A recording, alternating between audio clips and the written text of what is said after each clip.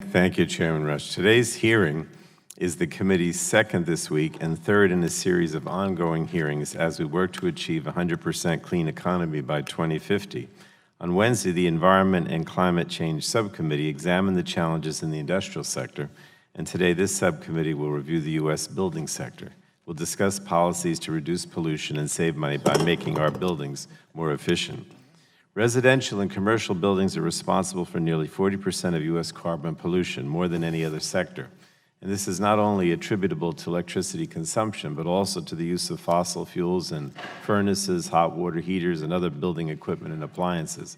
Roughly half of building floor space in the U.S. is heated by fossil fuel-fired systems. And developing a 100% clean economy by 2050 is not going to be easy, but it's absolutely necessary, and there are policies and solutions in the building sector that can help us reach that goal.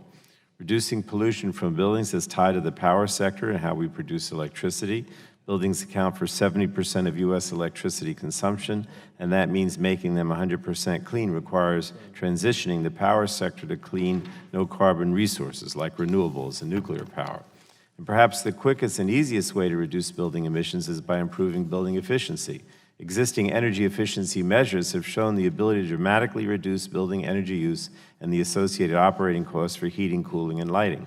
Yet there's much more we can do to accelerate and broaden the adoption of these technologies, adhering to strong building energy codes, updating federal minimum energy efficiency standards for building equipment and appliances, and bolstering federal support for programs to weatherize homes can all make a huge impact.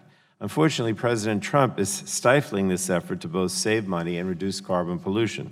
His administration has refused to finalize or update efficiency standards for more than a dozen consumer products. At the same time, he's rolling back efficiency standards for light bulbs, allowing inefficient products to stay on the market for years. And this wastes energy and costs consumers more money. And as we explore ways to reduce carbon pollution from the building sector, we have to improve the energy performance of existing buildings that will likely still be in use in 2050. So the upfront costs of retrofitting remain a barrier we must address. This committee has already acted by passing a bill authored by Chairman Tonko and Rush to increase funding for DOE's Weatherization Assistance Program. We passed legislation by Representative Kelly to provide funds for public building efficiency upgrades, and we passed Representatives Stanton and Vesey's bill to reauthorize the Energy Efficiency and Conservation Block Grant Program. And these are all going to help, but we still need to do a lot more to meet the 2050 goal. There are several interesting ideas that I look forward to exploring today, including performance standards for existing buildings, innovative smart building controls, the use of net zero building materials and designs, and electrification of heating and cooling systems.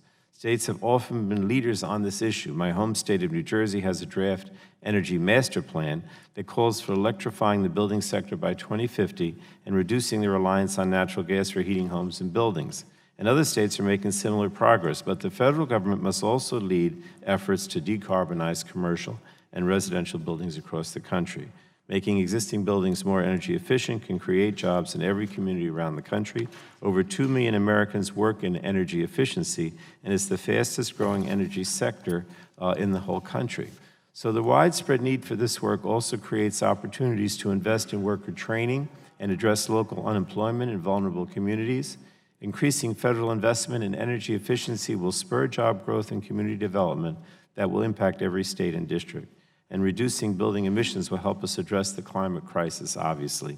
It will also lower energy bills and make the buildings we live and work in more comfortable, safer, and healthier. So I look forward to the testimony from our panel of witnesses today as we look to find solutions that will work for all of us.